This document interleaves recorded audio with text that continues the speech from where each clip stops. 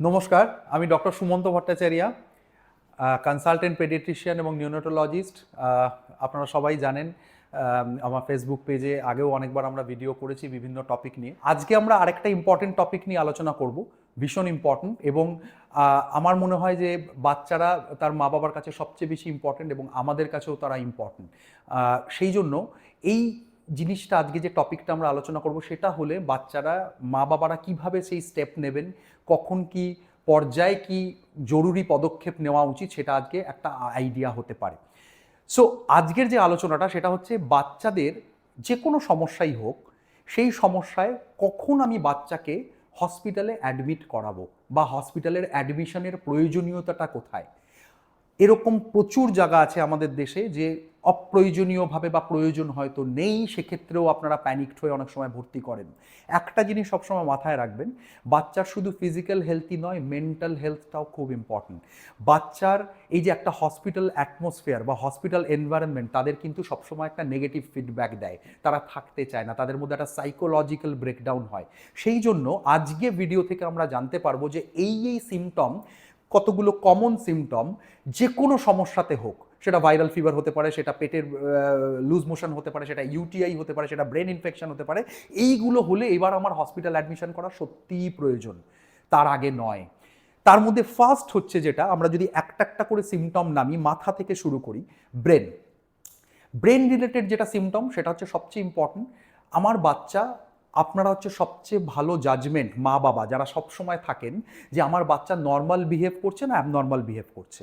Normal behave আর abnormal বিহেভের মধ্যে difference হচ্ছে, ধরুন বাচ্চা যেরকমভাবে রেসপন্স করা উচিত সেরকম করছে না, যেরকম আগে কথা বলতো সেরকম করছে না, মনে হচ্ছে যেন সবসময় একটা উইকনেস চলছে, সবসময় শুয়ে পড়ছে, যেরকম অ্যাক্টিভিটি থাকা উচিত সেরকম অ্যাক্টিভিটি থাকছে না। এই প্রসঙ্গে দুটো টার্ম আমরা যদি বলি, যেমন হচ্ছে একটা আনকনসাসনেস মানে অচৈতন্য হয়ে যাওয়া। হ্যাঁ, বাচ্চা মনে হচ্ছে যেন কোনো সার নেই বডিতে, হ্যাঁ, আপনি রেসপন্স করছেন, ডাকছেন, তাও বাচ্চা উঠছে না।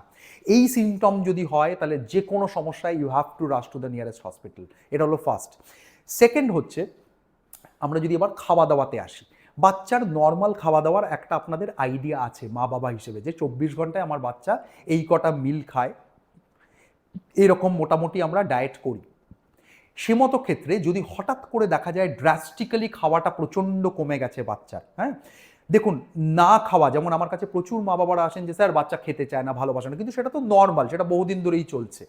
কিন্তু যদি দেখা যায় হঠাৎ করে কালকে অবধি ভালো খাচ্ছিল, আজকে একদম ড্রপ ডাউন করে গেছে, কিচ্ছু খাচ্ছে না বাচ্চা, even the fluid is not taking also, হ্যাঁ, মানে জল বা জলীয় জাতীয় জিনিস যেটা আমরা বলি খুব ইম্পর্টেন্ট, আমাদের শরীরেও জলের ভাগটা হচ্ছে সবচেয়ে বেশি, বা ফ্লুইডের ভাগটা, সেটাও যদি না খায়, that is also the second sign of having a thinking about admission. Second. Third যেটা নিয়ে আমরা আলোচনা করব নেক্সট, আমরা খুব ইম্পর্টেন্ট, এই খাওয়ার সঙ্গেই একটা সম্পর্কিত জিনিস, সেটা হচ্ছে ইউরিন আউটপুট। ইউরিনটা খুব ইম্পর্টেন্ট, সেটা থেকে আমরা অ্যাসেস করি যে বাচ্চার হাইড্রেশন শরীরে কীরকম আছে। যদি দেখা যায় বাচ্চার যে রেকমেন্ডেড ইউরিন করা উচিত, এইটা বয়স অনুযায়ী অবশ্য ডিফারেন্স হয়, যেমন ধরুন নিউবর্নরা 15-20 বার মতো ইউরিন করতে পারে যারা সদ্যজাত, কিন্তু আবার যত বয়স বাড়ে সেটা কমে। তো একটা আইডিয়া অল ওভার আছে, ধরুন একটা আমি অ্যাজ ফর এক্সাম্পল বলি, 2-3 বছরের যদি বাচ্চা হয়, তার সারাদিনে মোটামুটি 5-6 বার করা উচিত ইউরিন। সেক্ষেত্রে যদি হঠাৎ করে দেখছেন অনেকক্ষণ সেই ইউরিন করছে না এবং 24 ঘন্টায় সেটা ড্রাস্টিক্যালি 50%-এর নিচে নেমে গেছে, দ্যাট ইজ অলসো ইন্ডিকেশন যে ওর শরীরে হাইড্রেশন ভালো নেই, ও খাচ্ছে না, ওর শরীরে জল কমে যাচ্ছে।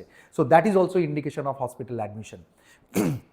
ফোর্থ, যদি মনে হয় বাচ্চার অ্যাক্টিভিটি কমে যাচ্ছে, বাচ্চা নর্মালি ধরুন প্রচুর খেলাধুলো করে, প্রচণ্ড দুরন্তপানা করে, হঠাৎ করে বাচ্চা প্রচণ্ড ডাউন, যেটা আমি একটু আগে বললাম, আনকনসাস আলাদা জিনিস আর লেস অ্যাক্টিভিটি আলাদা জিনিস। লেস অ্যাক্টিভিটি মানে সে রেসপন্স করছে, কিন্তু রেসপন্সটা যেন মনে হচ্ছে আপনার একটু ডিলেড, মনে হচ্ছে যেন আগে তো খুব চনমনে ছিল বাচ্চা, কিন্তু এখন তো অতটা চনমনে নয়। সো এই সিমটমটাও যদি হয়, that is also a clinch point বা রেড ফ্ল্যাগস আমরা বলি, যেটাতে আপনার ইমিডিয়েটলি হসপিটালের একটা শরণাপন্ন হওয়া উচিত বা ডাক্তার দেখিয়ে যদি প্রয়োজন হয় সেক্ষেত্রে অ্যাডমিশনের প্রয়োজন হতে পারে। তার মানে something infection is going on, যেটার জন্য এই সমস্যাটা হচ্ছে, বা something abnormality is going on, যার জন্য এই প্রবলেমটা হচ্ছে। কোনো আনইউজুয়াল র্যাশ যদি হঠাৎ করে হয়, আনইউজুয়াল বডিতে কোনো র্যাশ কোনো দিন ছিল না, হঠাৎ করে মনে হচ্ছে স্কিনের নিচে লাল লাল মতো র্যাশ হচ্ছে, তার সঙ্গে খুব হাই গ্রেড ফিভার, কিছুতেই কমছে না, নন রেমিটিং ফিভার, প্যারাসিটামল দিচ্ছেন কিছুতেই কমছে না, this is also indication of emergency. So এই রেড ফ্ল্যাগসগুলো খুব ইম্পর্টেন্ট, আমরা যেগুলো নিয়ে এখন অবধি আলোচনা করলাম, এইগুলো যে কোনো সমস্যায় বা যে কোনো রোগে যদি হয় আপনি তখন সেক্ষেত্রে হসপিটালে নিয়ে গিয়ে বাচ্চাকে প্রয়োজন হলে, অ্যাডমিশনের প্রয়োজন হলে সেক্ষেত্রে ট্রিটমেন্ট ফার্দার করাতে পারেন, কিন্তু unnecessary no need of having any admission. বাচ্চা অল্প খাচ্ছে না, মনে হচ্ছে ভালোই অ্যাক্টিভ, সেক্ষেত্রে কোনো প্রয়োজন নেই। আশা করি এই ভিডিওটা আপনাদের অনেকটা হেল্প করবে আননেসেসারি অ্যাডমিশনসগুলোকে আটকানোর জন্য। সেই জন্য এই ভিডিওটা আমার মনে হলো আপনাদের সঙ্গে শেয়ার করা উচিত। আশা করি এরপরেও যদি কোনো প্রশ্ন থাকে আপনারা সেটা আমাদের জানাবেন, আমাদের কমেন্ট বক্সে কমেন্ট করবেন, আমরা সেই রেসপন্স করার চেষ্টা করব যতটা সম্ভব। So thank you so much for watching.